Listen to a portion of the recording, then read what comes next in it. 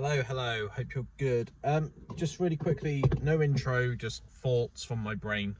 I'm a bit late to this, so I do apologise. I'm sure plenty of other people have had their opinion on this, because we're now at a stage in the world where we can apparently review the news. But there's two things I want to talk about today. One is this Tenacious D saga, which in my opinion is probably the biggest over correction that I've experienced this year at least. The second thing is I just want to talk about Russell Brand, because I think he's quite a polarizing figure within religion and politics and social commentary as a whole, really. So the first bit of this is a bit of backstory, a bit of context on the whole Tenacious D stuff. So I wasn't at the gig. I don't truly fully know what the context was at the gig. And I also know about 98% of the story. I've got some notes, but the thing that I record with is also absorbing my notes. So yeah, there's a bit going on there. So essentially what I think happened was Tenacious D were playing a show on part of a US tour. And naturally, when you're on stage, things get improvised, things get said that might not represent the true self, and they might not things get misconstrued, things get sort of crossed, people say things in the moment, don't they? In the heat of the moment, people say things that is quite fast and loose on stage. So in between songs, Kyle Gass, I think he got a birthday cake, so it was his birthday or something like that. On tour, everything kind of molds together, doesn't it?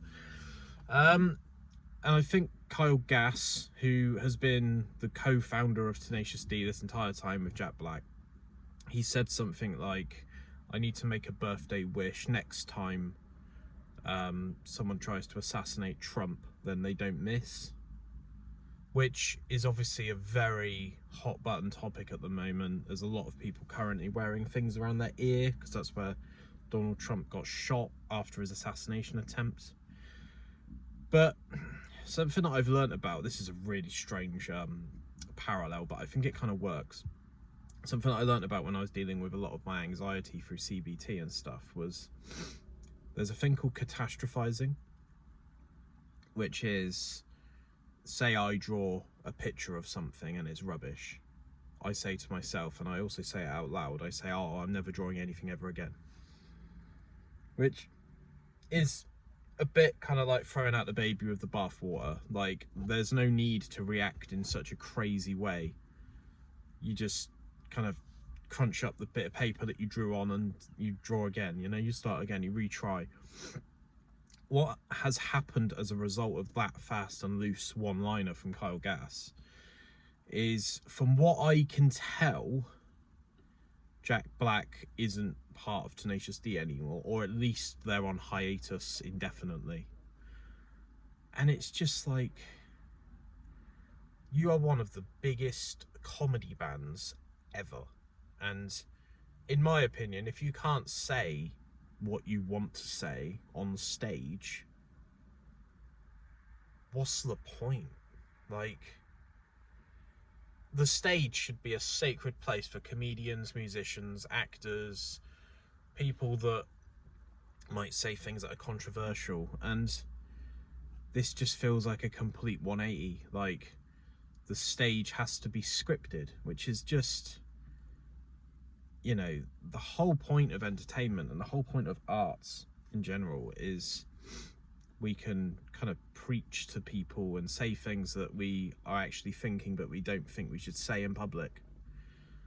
And it kind of grants you this sense of immunity, which is what free speech is sort of founded upon.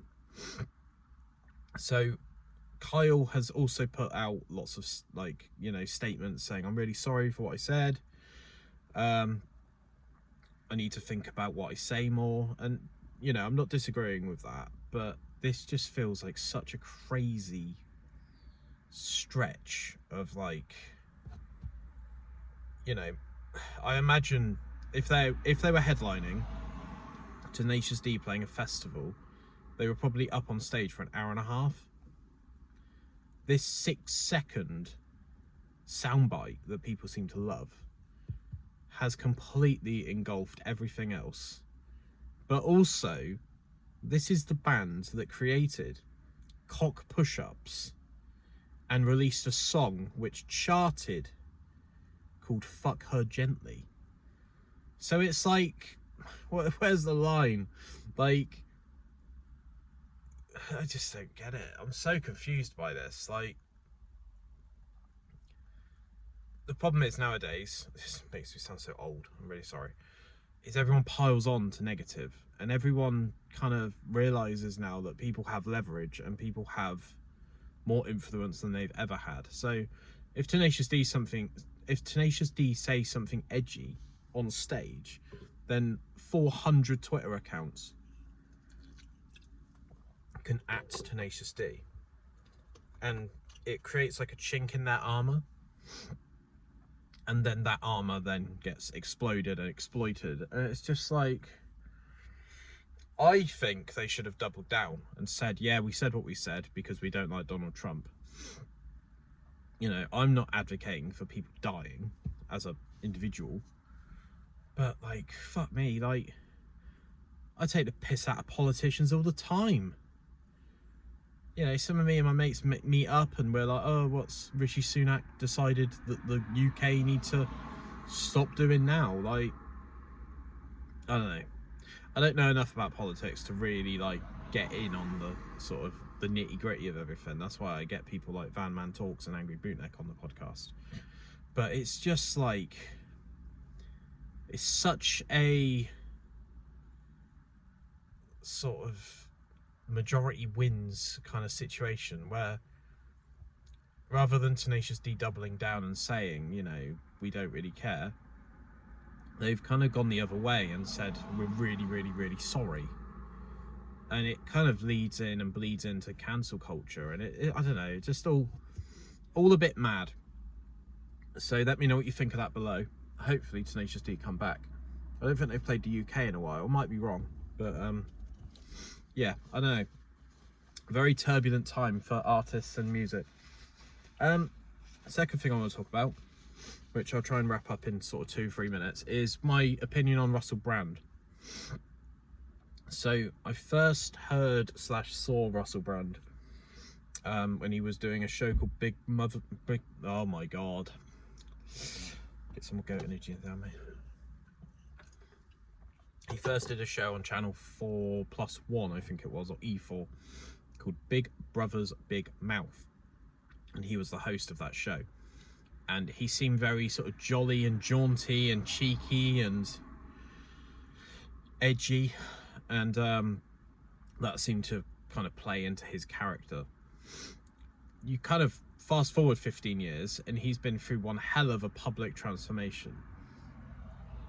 He's now deeply religious, deeply sort of question everything politics wise, and his YouTube channel's crazy. And he did a thing with the Rubber Bandits with Blind Boy for a while. He did a show on YouTube called The Trues, which was like true news and like what's actually happening behind closed doors and all that sort of stuff. He's done a career that spans more than me talking about it for 3 minutes. He did an interview of the Westboro Baptist Church, which is quite good, on YouTube, because he's kind of attacking them with love, and they are anti-gay. He was on True Geordie, he was on Diary of a CEO recently. I listened to all of his stuff. I don't listen to his own podcast because it's on something called Luminary, I think, or it might now be on Rumble. And I'm not paying for podcasts, I refuse. So if, you know, clips of that come up on YouTube and stuff, then I'll watch them. But I'd consider myself to be a bit of a fan of Russell Brand, but he suddenly just quickly changes like his directions. It's quite hard to keep up with him sometimes. But he's recently been on the George Janko show, which I'm actually in the middle of listening to right now. And he's now converted to Christianity. And I think before that he was a Buddhist. He was on Impulsive as well, which is Logan Paul's podcast. I'd actually quite like to listen to a conversation with him and Andrew Tate. I think that could be quite interesting, because something that's both happened to them and common ground, and usually if you can relate to someone like that and, you know, Andrew Tate's seen as quite an extreme person, then you can kind of draw commonality and share trauma and all that sort of stuff, where they've both been publicly, well, they've attempted to both be publicly executed. So Russell Brand was accused last year of the R word, which I won't say on YouTube because it's a bit mad.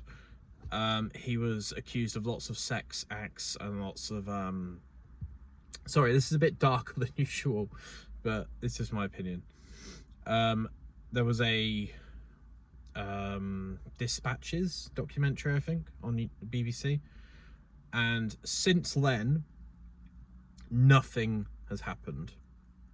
No one came forward that was the victim of Russell Brand. So I think Russell Brand flew a bit too close to the sun, from what I can gather as a 34-year-old white male living in the UK.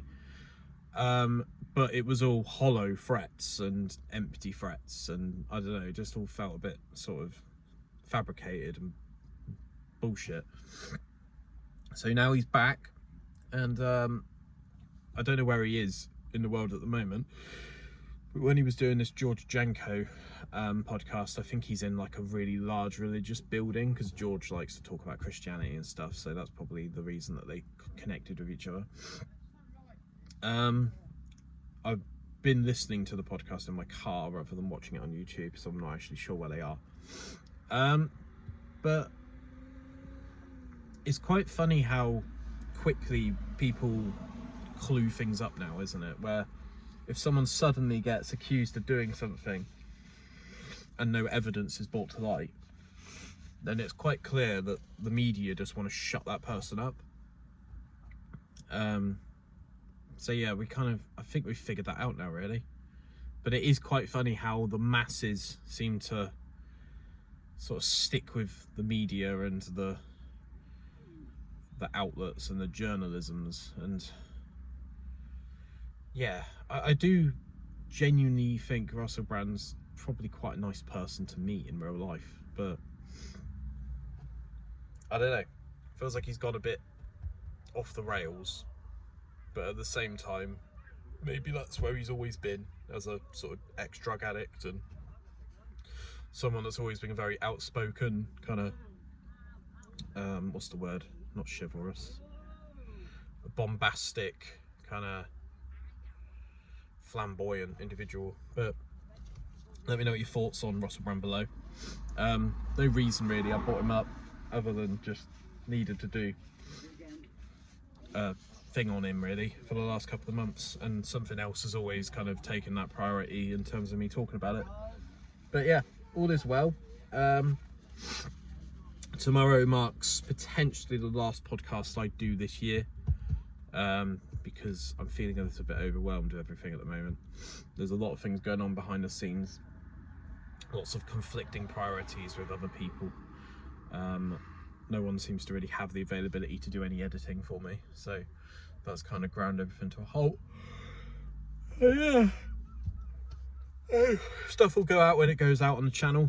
Thanks for bearing with me. I will keep doing these talking videos, and I'll probably keep doing the food and drink with Casper and Evie, etc. reviews. So yeah, bear with on the podcast. There's probably about 300 of them on the channel, like through Spotify and through YouTube and stuff. Also, if you do listen to ABP on audio, then I am very, very sorry, but I don't actually know how to log back into my account. So we're currently 2 episodes behind on audio, but they're all up on YouTube. I think on YouTube you can download stuff as well, listen to it. But yeah, it's all in hand. I just don't have any time at the moment. But yeah, let me know what you think of Tenacious D pulling out of all their tours and potentially not continuing ever again. And also let me know what you think of Russell Brand as a whole through his career online as a public speaker. So yeah, all good, and yeah, speak to you soon. Cheers guys, bye bye.